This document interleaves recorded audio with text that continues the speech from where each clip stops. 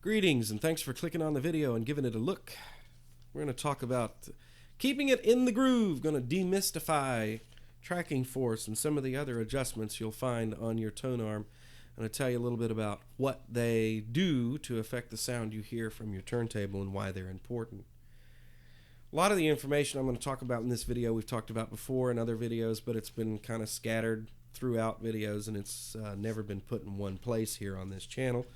And I want to try and keep it as concise as possible. I've been doing a lot of reading lately on this subject, so my head is full of minutia, and I may delve into that minutia and get off track. I have written myself some notes, so I'm going to try and keep myself on point as much as possible.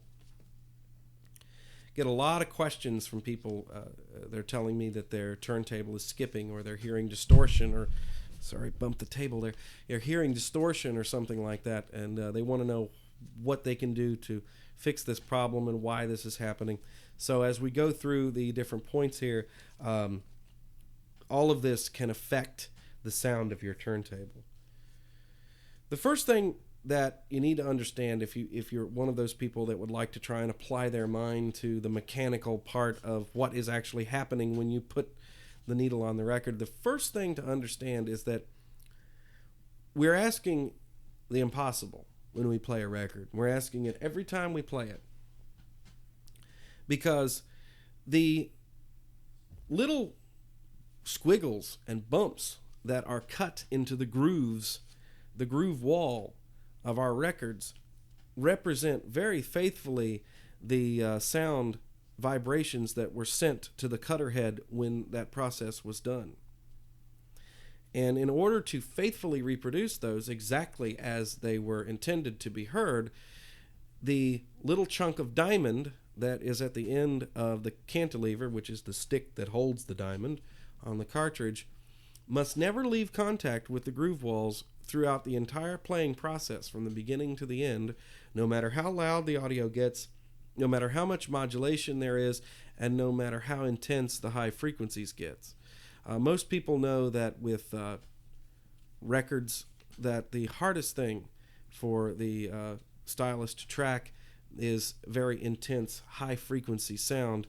Anything above, let's say, 6 kilohertz is difficult to play. Not impossible, mind you, just difficult.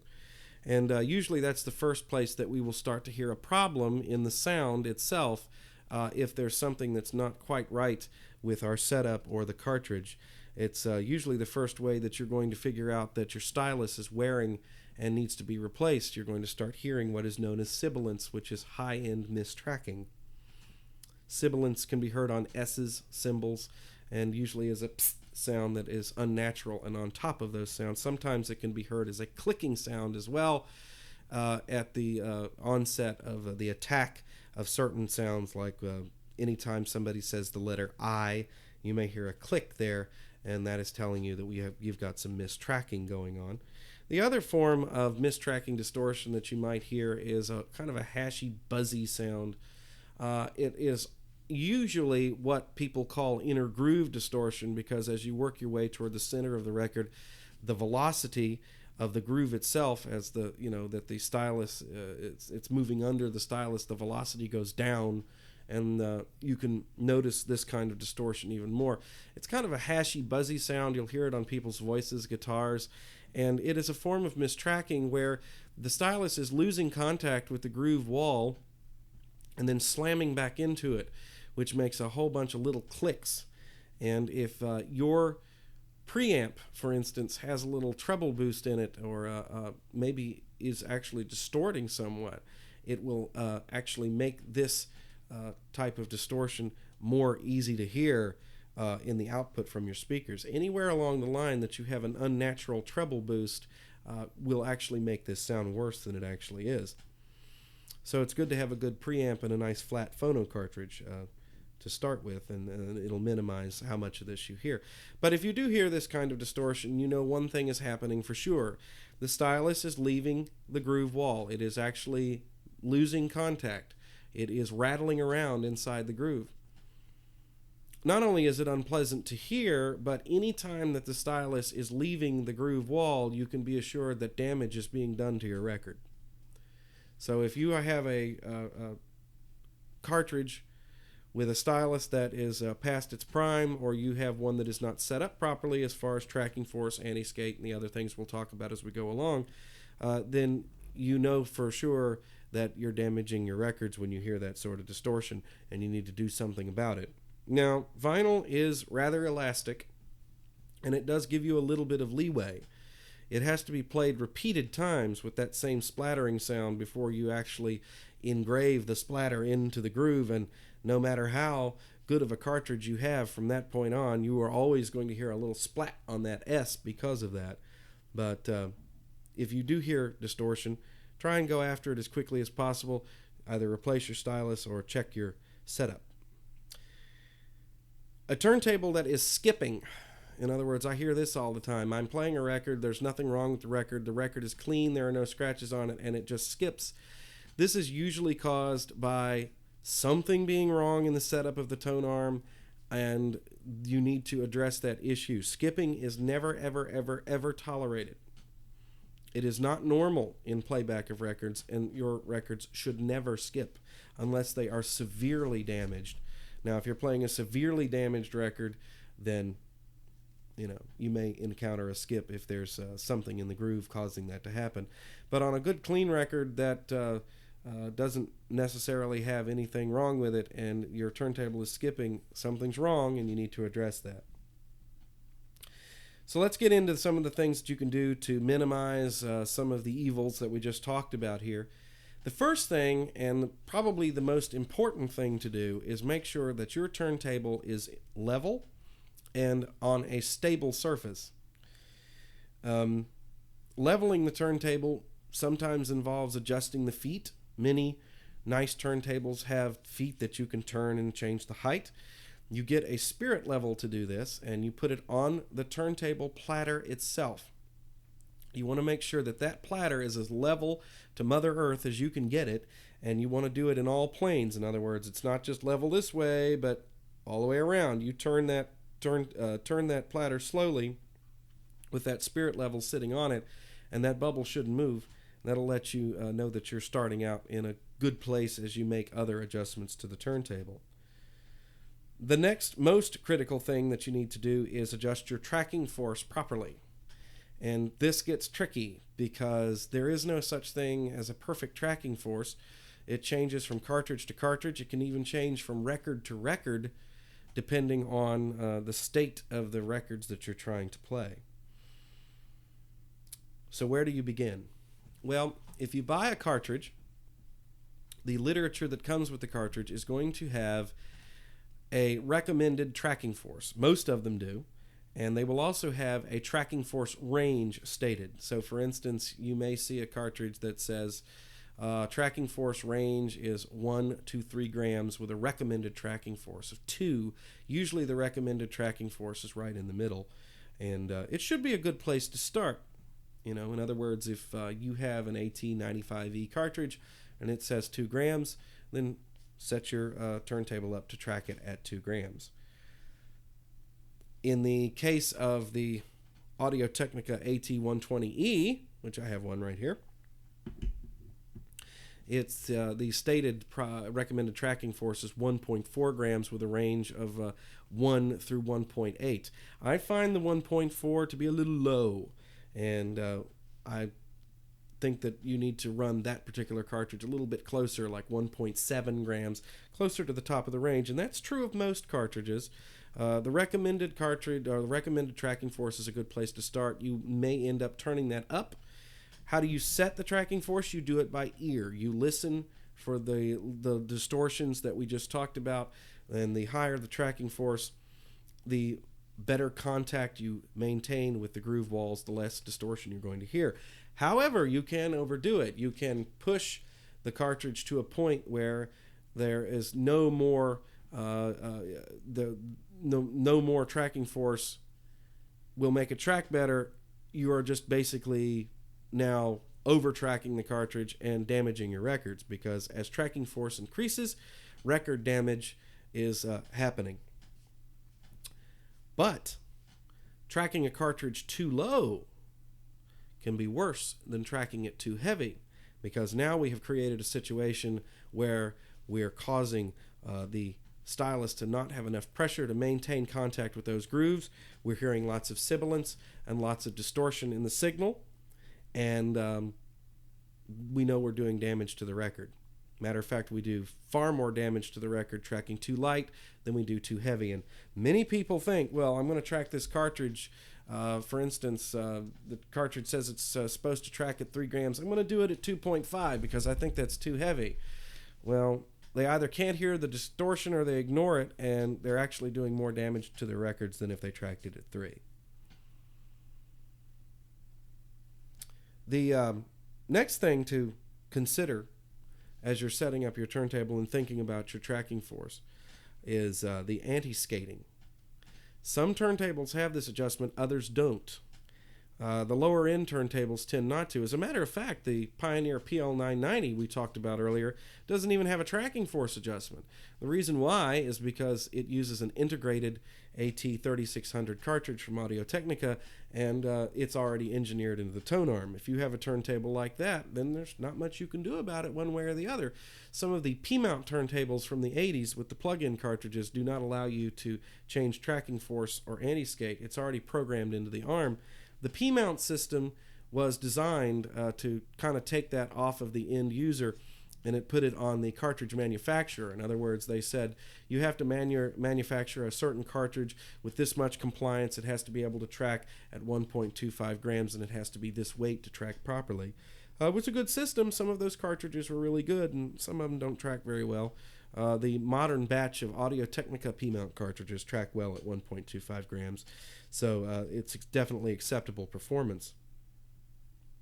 So let's talk about, real quick before we move on from the anti-skate, because I wanted to get this out there, and then we'll talk about that, is because we've discussed it a lot on this channel, is what are the differences between the higher tracking forces and the lower tracking forces? And what do I think is a good tracking force? Well, I have come to the conclusion that anything over 3 grams is too heavy. And the reason why is because when you start tracking over 3 grams, you're running into a situation where you're starting to erase high frequencies from the grooves, and you accelerate record wear. And unfortunately, there are a lot of cartridges on the market now that do just that. They expect you to track between 3.5 and 4 grams, like the Stanton DJ cartridges and the Shures. Most of the Stanton styli that are put out now want to be tracked at 3.5 to 4 grams, and I'm sorry, that's just too heavy. The problem is not the weight that is applied to the record, it's the modulation that's on the record that causes the problem. If you have a cartridge which is set up at 4 grams and you are playing a blank record groove, it's not that big a deal. You're applying 2 grams of force to each wall. The problem is that the modulation on the record wants to bounce that stylus around, and as it does, those forces are greatly multiplied. They go from being in the grams to the tons, and the G forces, you can be 2,000 to 3,000 G that you're applying to this little chunk of diamond. That's too heavy, guys. That's too much going on. In other words, the mass of the diamond itself becomes a problem, and it's going to cause high frequencies to be erased in high modulation sections of the record. In other words, the louder parts of the record will suffer distortion first because they're being over-tracked. And unfortunately, a lot of the records that you find from the 50s and 60s, because back in those days they actually had spherical styli that were tracking at 6 grams on some turntables. Especially if there's any wear on that stylus and it's losing its shape, it'll just tear the grooves completely apart. You can always hear that sound when you play it back. It's like a terrible hashy noise on top of the audio.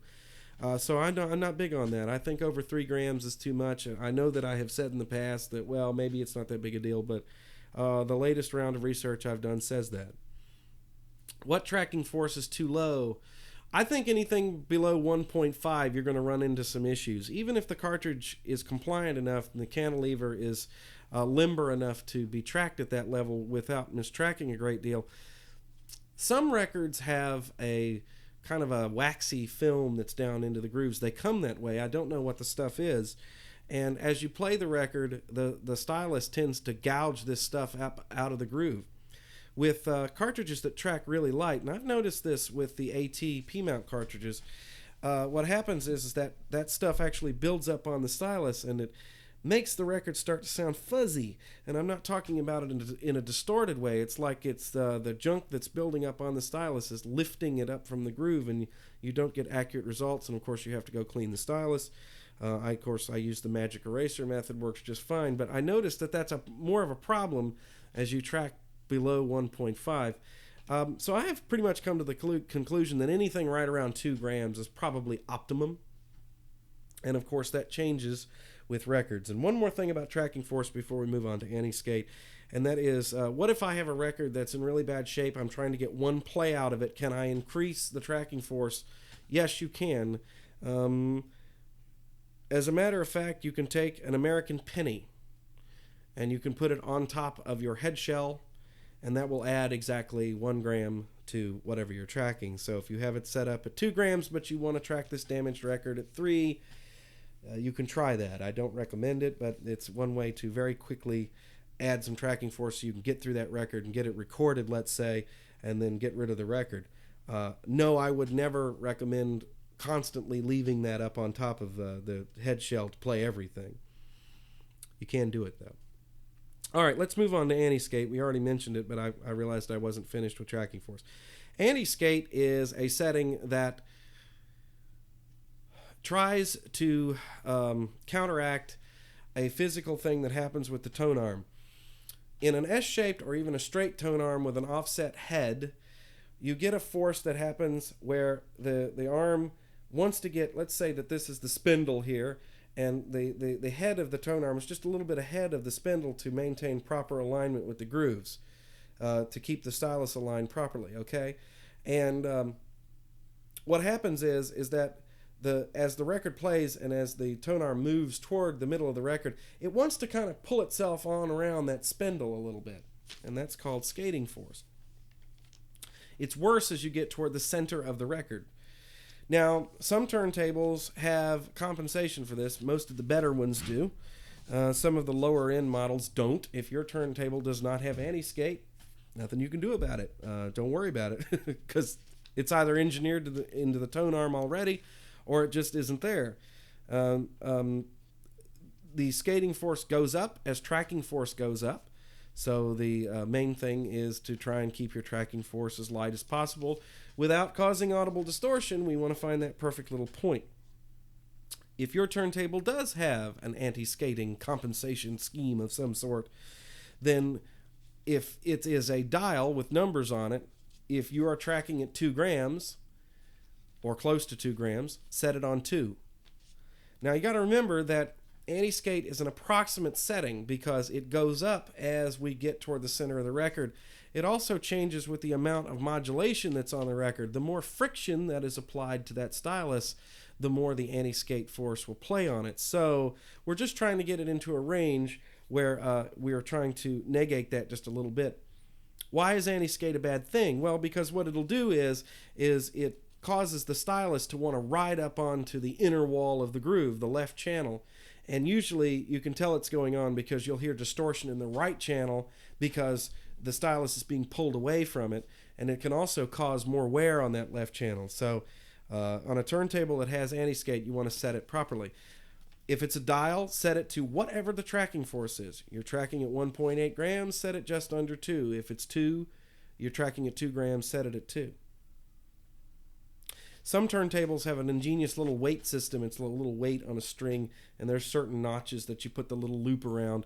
And usually in the manual for that kind of turntable, they have a stated range. In other words, if your cartridge is tracking from 1 to, 0.5 to 1.5 grams, use notch 1. 1.5 or 1.5 to 2.5, use notch 2. 3 grams and up, use notch 3. Just make sure that's set properly.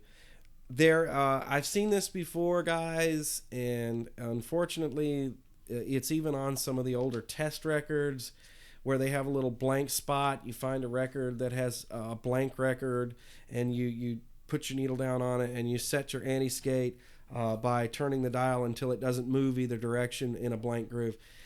That usually gives you a very inaccurate setting and usually too high. All right, because the forces that act on the stylus in a totally blank area of the record with no grooves on it, in other words, it's just floating over top of the vinyl, are very different than if it's actually in the groove and the friction is being applied to it. So trust the tone arm engineers here. Don't try and go back and double check that and end up with some squirrely setting that's way too high. You're actually going to be doing some damage to your records. In other words, now you're applying too much force to the right channel or the outer groove, so avoid that. Set it up like the manufacturer says to set it up. Or in the situation where you have the dial, set it to the same number as your tracking force.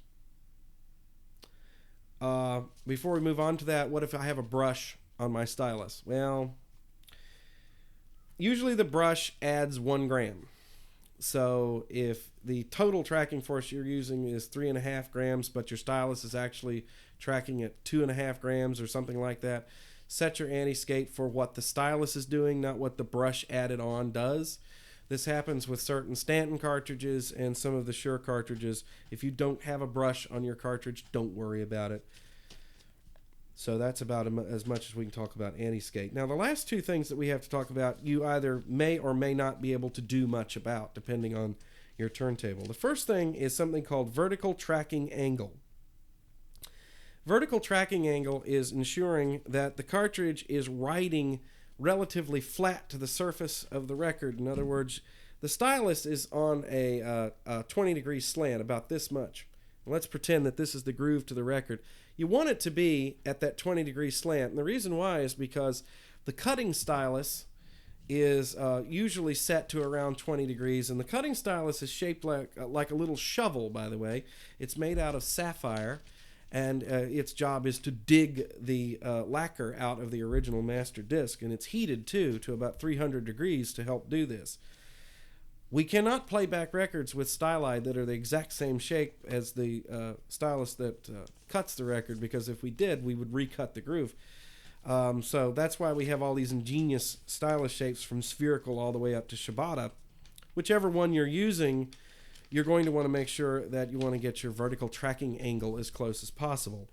Now, this does not have to be perfect. How do I adjust vertical tracking angle?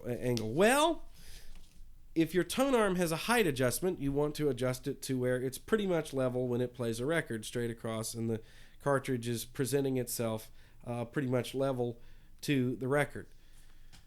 If your tone arm does not have a height adjustment, you either have to just live with whatever you've got, or in the case of some turntables that I've seen, especially with Audio-Technica cartridges that tend to be kind of short from top to bottom here, they are kind of squat, you can stick an extra mat or stick an extra record on the turntable, which will kind of lift it up a little bit and give you closer to the proper vertical tracking angle. Now, those of you who have been around for a while will remember the days of the record changer, when every time the record put a new record on, the vertical tracking angle would change. This was never good for the audio, but it proves that you can have some leeway here. If it's not exactly perfect, it's probably no big deal. I do like to try and maintain a situation where the cartridge is writing a bit head down. In other words, I want it to be down a little bit and not writing up like that. There tends to be a little bit more leeway in that direction. And plus, the thickness of records change, so you may get it perfect for a thick piece of vinyl, like a 180 gram modern one, and then when you put a older 120 gram on, which is a little bit thinner, it's going to throw it off anyway. But if you do have the ability to adjust the height of your tone arm, that's what you're trying to look at. The next thing you need to deal with is the azimuth. And basically what that means is, here's your record groove, here's your stylus. If the head, I'm trying to make this so you can see this properly, if the entire head here is off kilter one way or the other, like this or like this, and of course I'm exaggerating, then that stylus is going to be leaning in and out of the groove this way, one way or the other. Great visual representation. And that is going to affect stereo separation and your tracking. Most turntables do not have a way to adjust this.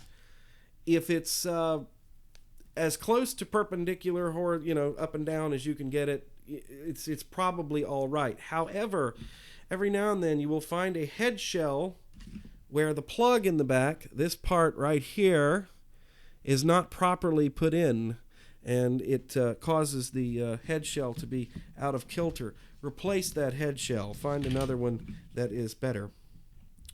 That is the Azimuth. You can go look that up too, and proper ways to adjust it. Best way in the world I've found is to take a mirror and put it on the platter, and then take the whole stylus assembly, the cartridge and all, put it down and look at it dead on. That mirror is going to cause any angle either way to be amplified, and you can see that. Now, if you can't adjust that, replace your head shell if it's off, or you'll have to live with the way it is. It can be off a little bit in either direction, and you're not going to hear a lot of noticeable problems with it, but it's something to definitely keep in mind. All of these little adjustments that we've discussed, they all contribute to how well your cartridge tracks. But the last thing that we need to talk about before we wrap up this video is when you install the cartridge, it must be properly aligned. And what you're trying to do is you want to keep that stylus lined up with the groove properly. A stylus either has a round head on it, like a sphere, like a round ball. I'm trying to do this. Or it's got a shape that kind of looks like an American football, kind of like this, okay? And the elliptical styli, or in the Shibata styli, and even the microlines, they all have a shape that really needs to be aligned properly to the groove wall. If it's off one way or the other, then you're going to hear audible distortion, because, once again, we're losing contact with the groove walls. We don't want that to happen. And the best way to make sure that you're maximizing your elliptical or Shibata or any stylus shape is to make sure that the cartridge is aligned. Even with spherical or conical tipped stylus, you need to make sure that that cartridge is tracking that groove at the right angle to get proper stereo separation, even though you don't have to worry about something called the stylus rake angle, which is what we're actually adjusting. That doesn't exist with spherical styli, but you still want to get it right. Now, how do you do that? Well, when you install your cartridge, you can do it one of two ways. You can go get a protractor, you print one offline. It's called a cartridge alignment protractor. Vinyl Engine has a great one. You can just print it. You put it on your turntable, and then you follow the bouncing ball. There are directions on how to do it. If you have an S-shaped tone arm on your turntable, and I'm talking about Technics or any of the Technics clones from Stanton, companies like that. Music Hall has one that has a Technics tone arm clone. The way you do it is you measure 52 millimeters from this washer right here. You'll see there's a little black washer there. You measure from the outer edge of this washer to the stylus tip, which is right there, and if it's 52 millimeters in distance, then you know that that is the proper alignment. And you also want to make sure that the cartridge body itself, come on, frame rate, pick up. I don't know why this camera does this, guys. I'm sorry. But you want to make sure that the cartridge itself is perfectly aligned in that head shell. If it's curved one way or the other, then it's not going to be tracking properly. Best investment you can make if you're going to be working with S-shaped tone arms with a 52 millimeter overhang is this tool right here. You can pick one up from LP Gear or Needle Doctor. They cost about $5 plus shipping, and it is an alignment tool. You take the whole head shell, and you take the stylus tip, which you can just see there, and you align that with the tip of this little part of the tool right here. Now, what if you have a Sansui turntable, which tracks at 50, with an overhang of 50 millimeters, or a Pioneer, which has an S-shaped tone arm. Pioneers track at 49. You may still use this tool simply by taking your ruler and making a little mark 3 millimeters back from the edge, and now aligning your stylus there, and you know it's all right for a Pioneer. You can still use the tool, but keep in mind that Concord cartridges, the kind that come that Ortofon makes and Stanton make that don't have a head shell. In other words, the cartridge plugs into the arm. They don't work properly on Pioneer or Sansui turntables because the overhang is off. So that's something to keep in mind as well. So making sure that your cartridge is properly aligned and set up as close to the optimum performing range as far as tracking force, anding skate, azimuth, and the vertical tracking angle is going to make a big difference in the way your record sounds. Some people are quite obsessed with this. As I said, depending on your turntable, you may or may not be able to affect some of these settings, but it is definitely something to keep in mind. I hope this video has kind of helped you to understand what's going on when you put the needle in the record, and I certainly hope I was clear and concise and passing the information along. Your comments and suggestions are always welcome, and don't forget that this is not intended to, my videos are never intended to be the ultimate guide or a definitive work. Remember that if you go online, go to Google, and you type in something like stylus rake angle or vertical tracking angle or the other terms that we used, vertical tracking force, any of those are going to give you tons and tons of great pages out there that are put up by people who are into analog audio, explaining how this works. And just a couple of hours of some online reading can bring way more information than I have time to impart in these videos at all. So I always encourage anybody who has any questions to go on and check those out and do a little research on your own. The more you know, the more fun the hobby actually is, to tell you the truth.